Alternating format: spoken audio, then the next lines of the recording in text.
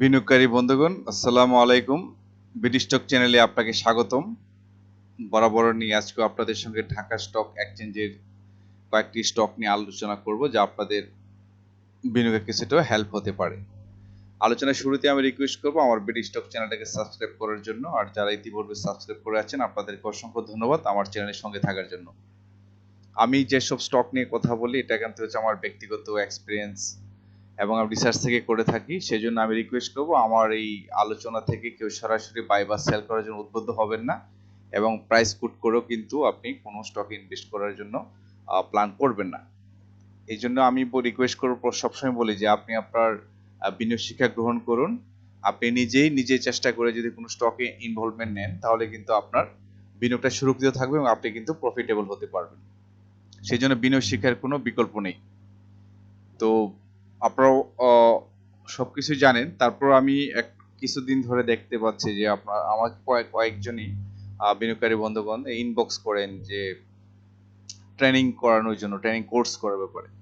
তো আপনাদের জ্ঞাতার্থে জানাচ্ছি, যারা নতুন করে যারা স্টক মার্কেটে আসতে যাচ্ছেন বা বিনিয়োগ করতে যাচ্ছেন বা একটু লার্নিং করার প্রয়োজন মনে করেন, তাদের জন্য শুধু, অন্যরা অন্যভাবে নেবেন না প্লিজ। তো যারা শুধুমাত্র শেখার আগ্রহে আপনারা বিনিয়োগ করতে চান বা শিখতে চান, তা ওনাদের জন্য আমি একটি ট্রেনিং কোর্সের একটা অফার দিচ্ছি এখানে।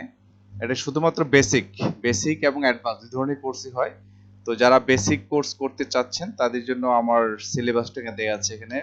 যেমন বিনিয়োগ কি আপনাকে জানতে হবে, ট্রেডিংটা কি, ট্রেড প্ল্যানিং কখন করবেন, কিভাবে করবেন, কিভাবে ভালো স্টক বাছাই করবেন, স্টক এন্ট্রির সময়, এক্সিটের সময়, প্রফিট টার্গেট কিভাবে করবেন, স্টপ লস কিভাবে নেবেন, আরএসআই, এমএসসিডি, ক্যান্ডেলস্টিক প্যাটার্ন, চার্টের মাধ্যমে ক্যান্ডেলস্টিক প্যাটার্ন বোঝা, loss recovery plan, price action ও ভলিউম।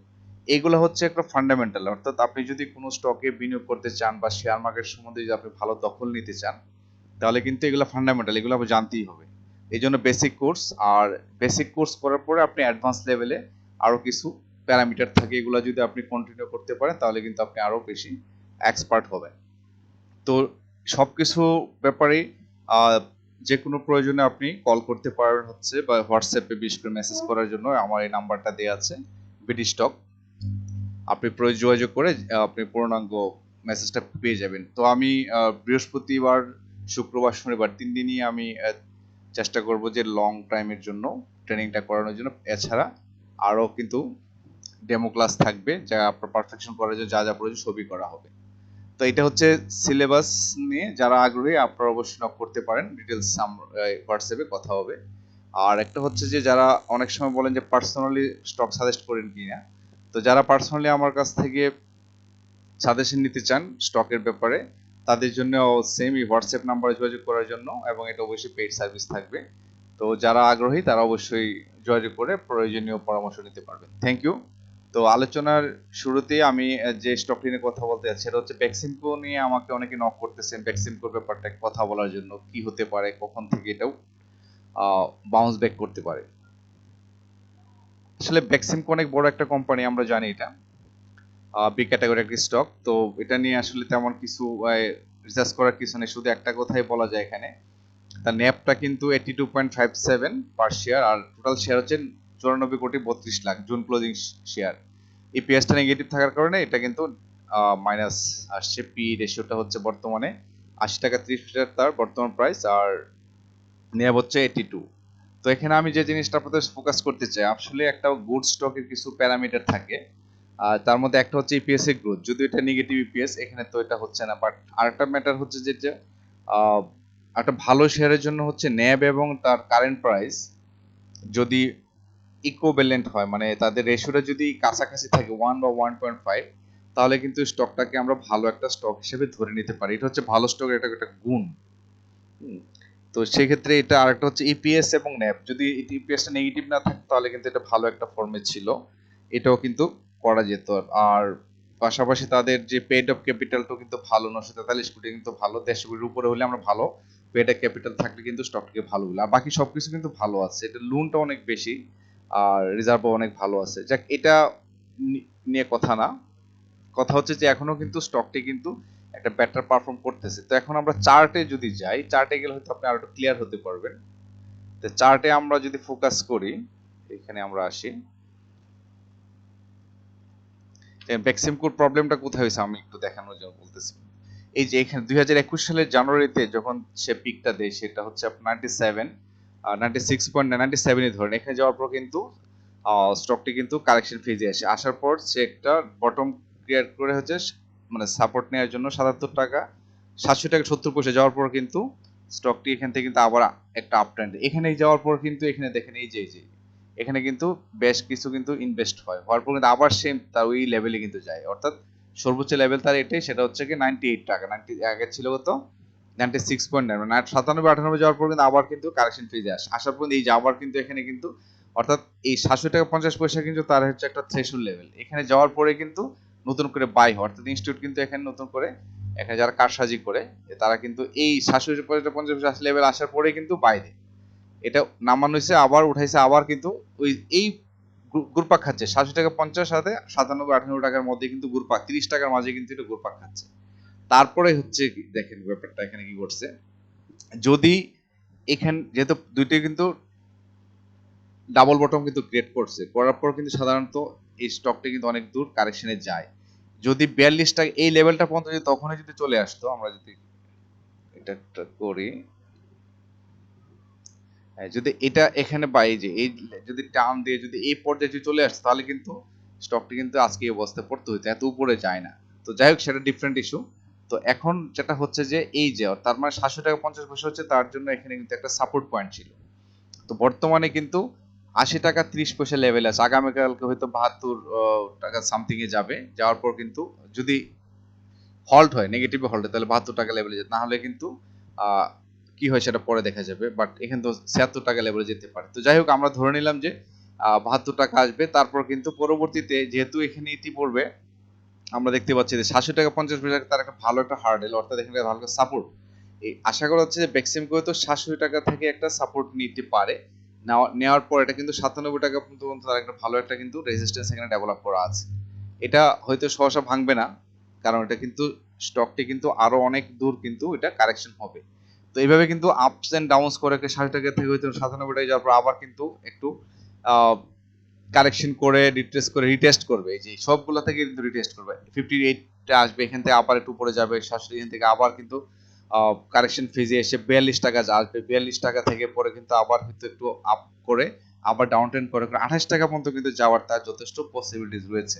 এবং এটা কেন হবে তার কারণ হচ্ছে যে এটা কিন্তু পুরো একটা সাইকেল, কিন্তু এটা পুরো একটা সাইকেল, আমরা যদি একটু ফোকাস করি এটাকে, এই যে এই সাইকেলটা কিন্তু কমপ্লিট করে নাই, এই সাইকেল কমপ্লিট না করার কারণে স্টকটি কিন্তু অনেক দূর চলে গেছিল, যে এখানে হচ্ছে 187 টাকা লেভেল, যার ফলে কিন্তু এটাকে ফ্লোর প্রাইস দিয়ে কিন্তু আটকে রাখা ছিল, কিন্তু নর্মাল কিন্তু এটা হয় না, কারণ সবকিছুর কিন্তু উত্থান পতন দিয়েই হয়। তো যদি এটা এখান থেকে যদি কারেকশন ফেজে আসার পর যদি মুভমেন্ট যেত তাহলে কিন্তু এই প্রবলেমটা হতো না। তো সেই জন্য এখানে অনেকগুলা এখানে কিন্তু আরো অনেক কারেকশন হওয়ার সুযোগ রয়েছে, অর্থাৎ তার সর্বশেষ হচ্ছে 28 টাকা লেভেলে যাবে, এবং ইতিপূর্বে আমরা দেখতে পাচ্ছি যে এটা কিন্তু এখান থেকে যাওয়ার পর কিন্তু সাপোর্ট নিয়েছে, অর্থাৎ এই পুরো সাইকেলটাকে কভার করার কারণে কিন্তু তাকে আবারও 28 টাকা লেভেলে আসতে হবে, এবং সেটা অবশ্যই স্টেপ বাই স্টেপ আসবে। প্রথমেই যে বললাম 60 টাকা লেভেলে আসার পর হয়তো এখান থেকে সাপোর্ট নেবে, আবার ক্রমান্বয়ে কিন্তু এটা 128 টাকা থেকে এখন নতুন করে আবার পেজ শুরু করবে। তো যারা বেক্সিমকো নিয়ে আছেন বা বেক্সিমকো নিয়ে আমাকে রিকোয়েস্ট করেছেন, আমার মনে হয় আপনারা কিছুটা হলে এখান থেকে লেসন পেয়েছেন, আসলে পরবর্তীতে আমরা স্টকটি কোথায় দেখতে পাবো। তো এই ছিল বেক্সিমকো নিয়ে, আর আজকে আমি কয়েকটি স্টক নিয়ে কথা বলতে চাচ্ছি, সেটা হচ্ছে যে একটা সেক্টর নিয়ে কথা বলবো, সেটা হচ্ছে যে এর আগের দিন আমি ব্যাংক সেক্টর নিয়ে কথা বলেছি, আজকে আমি একটা সেক্টর নিয়ে কথা বলবো, সেটা ইন্স্যুরেন্স সেক্টর।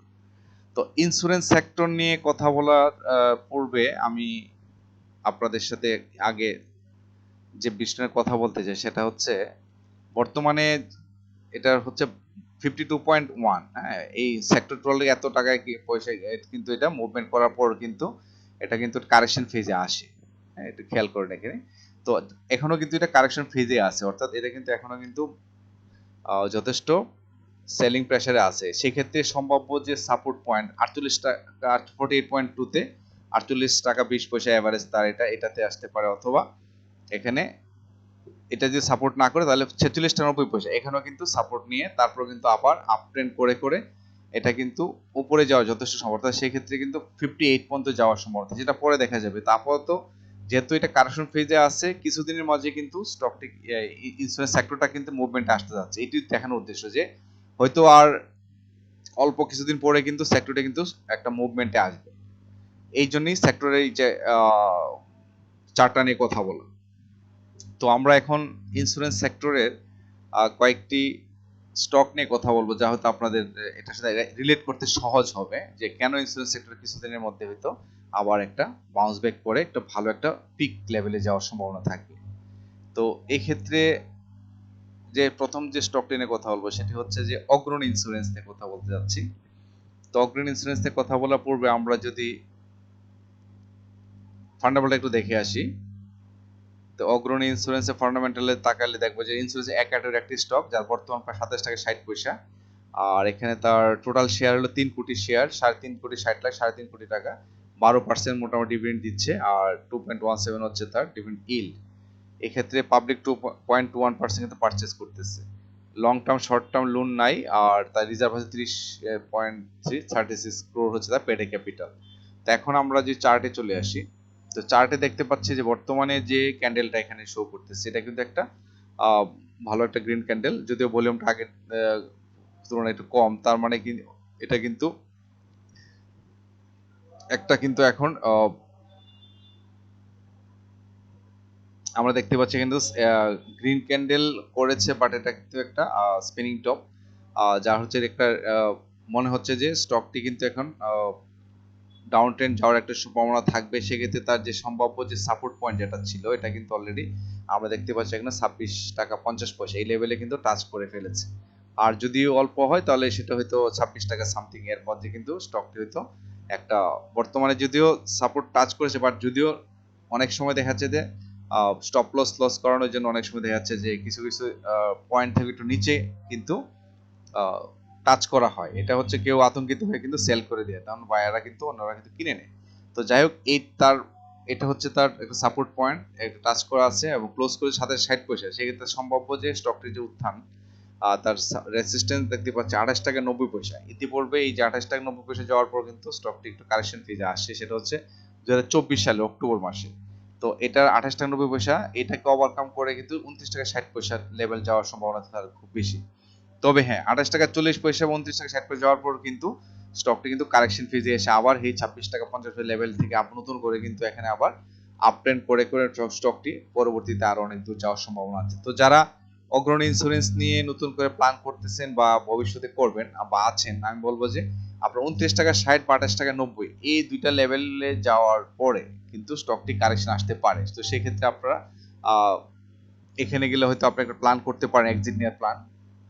আর যদি আপনি নতুন করে আবার বাই করতে তাহলে কিন্তু 26 টাকা 50 লেভেল আসার পরে কিন্তু এখানে বাই করার সুযোগ থাকবে। তো অগ্রণী ইন্স্যুরেন্স নিয়ে এটাই কথা যে 28 টাকা 90 পয়সা এখানে তার একটা প্রথম একটা রেজিস্ট্যান্স, তারপর এটাকে ওভারকাম করে 29 টাকা 60 পয়সা, হ্যাঁ, এখানে যাওয়ার পরে কিন্তু স্টকটা আবার কারেকশন ফেজে আসতে পারে এবং এটা খুব শর্ট টাইমের মধ্যে কিন্তু হবে এটা। আর নেক্সট স্টকটি নিয়ে কথা বলতে চাই সেটা হচ্ছে এশিয়া প্যাসিফিক ইন্স্যুরেন্স। এটার যদি আমরা ফান্ডামেন্টাল একটু দেখি, এশিয়া প্যাসিফিক ইন্স্যুরেন্সের এটা হচ্ছে 14% ক্যাশ ডিভিডেন্ড দিচ্ছে, ইন্স্যুরেন্স একটা ক্যাটাগরি একটা স্টক। আর এখানে ডিভিডেন্ড আছে, ইপিএস হচ্ছে কোয়ার্টার ওয়ানে পজিটিভ, আগের বছরের তুলনায় 0.13, আর নেট অপারেটিং ক্যাশ ফ্লো কিন্তু একটু কম আছে। আর ইনস্টিটিউট এখান থেকে মাইনাস হচ্ছে, আর পাবলিক নতুন করে এন্ট্রি নিচ্ছে এখানে। আর লং টার্ম শর্ট টার্ম দুইটা কিন্তু লোন নাই, যার ফলে কিন্তু এটা ভালো একটা ডিভিডেন্ড দিতে পারে তুলনামূলক, আর কিন্তু চেঞ্জ আছে। এখন আমরা দেখব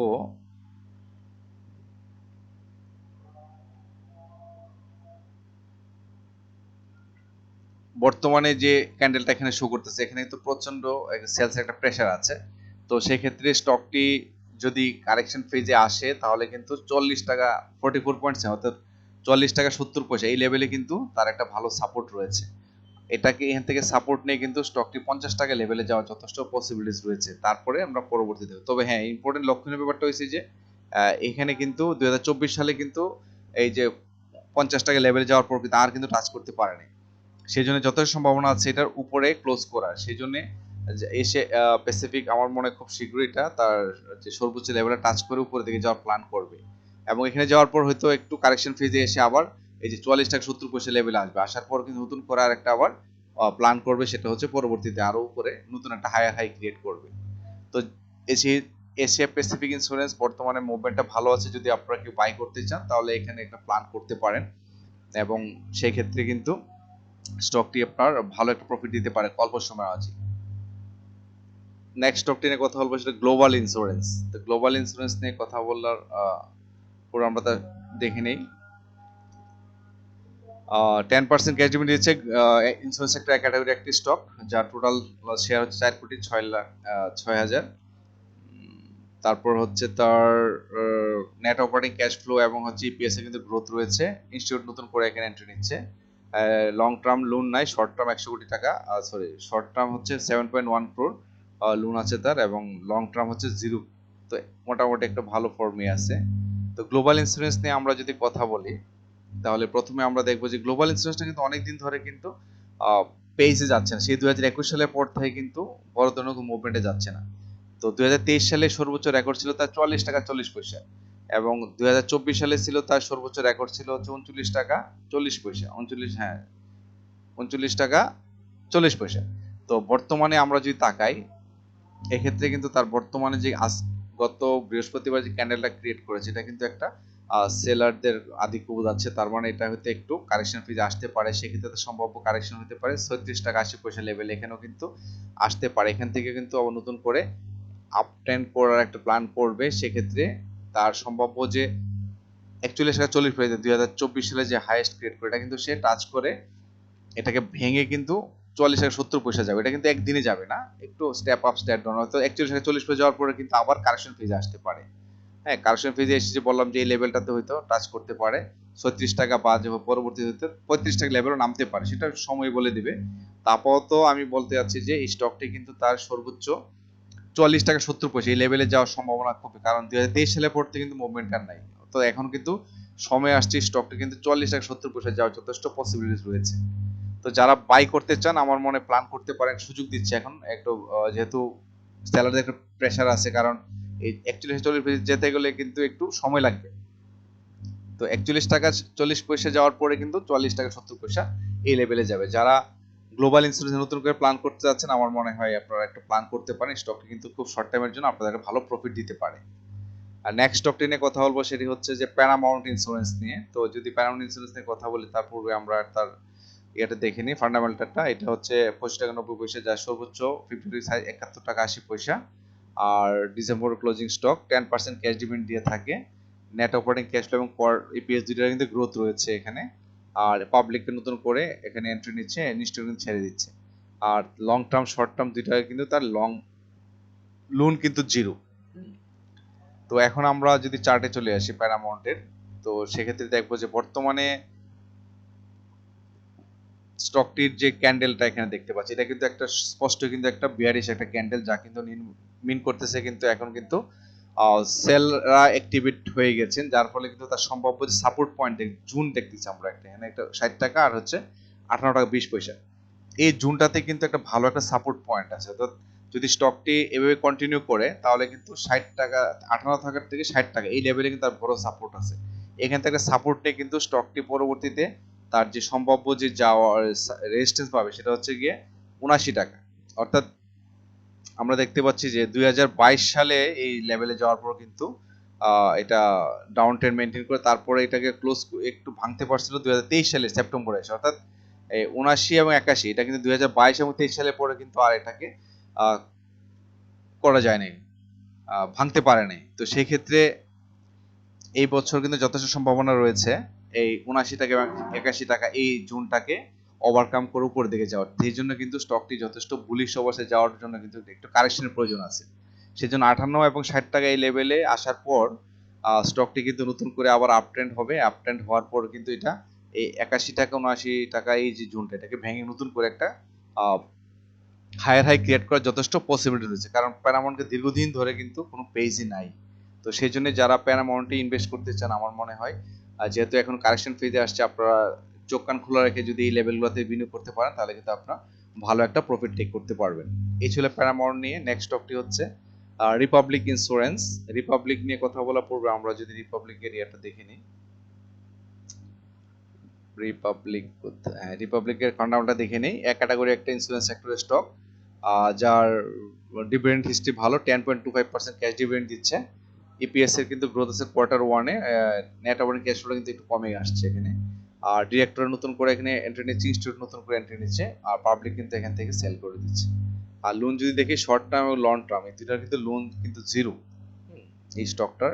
তো আমরা এখন দেখবো চার্টে, রিপাবলিকের চার্টে যদি আসি তাহলে দেখবো যে বর্তমানে যে ক্যান্ডেলটা এখানে শো করছে এটা কিন্তু চমৎকার একটা ভালো একটা ক্যান্ডেল, গ্রিন ক্যান্ডেল, এবং যদিও সেলসের অনেক প্রেসার রয়েছে এখানে, তো সেক্ষেত্রে তার সম্ভাব্য যে আর তার যে প্ল্যান দেখতেছি আমরা, এটা কিন্তু যদি নেগেটিভ কন্টিনিউ করে, অর্থাৎ যদি এটা সেলসের প্রেসার কন্টিনিউ থাকে, তাহলে কিন্তু তার সাপোর্ট পয়েন্ট 34 টাকা 20 পয়সা থেকে 33 টাকা 80, এই জুনের মধ্যে কিন্তু এই স্টকটা কিন্তু সাপোর্ট নিয়ে নিবে। তারপর কিন্তু নতুন করে আবার আপস এন্ড ডাউনস করে করে জিগজাগ হইতে কিন্তু স্টকটি তার সম্ভাব্য যে রেজিস্ট্যান্স লেভেল, সেটা হচ্ছে এই যে এটা এটি পড়বে হচ্ছে কত 37.4, 36 টাকা 40 পয়সা, এই লেভেলে কিন্তু যাওয়ার পর কিন্তু একটা ইতি পড়বে দুইবার। তো আমরা দেখতে পাচ্ছি যে এখানে এই লেভেলটা পড়ছিল অগাস্টে 2025 সালে, আবার সেম টি ক্রিয়েট করেছিল হচ্ছে জানুয়ারি 2026 সালে, অর্থাৎ অর্থাৎ এই যে লেভেলটা, অর্থাৎ 37 টাকা 40 পয়সা, এই লেভেলটা কিন্তু এই রিপাবলিকের জন্য একটা বড় একটা স্ট্রেংথ,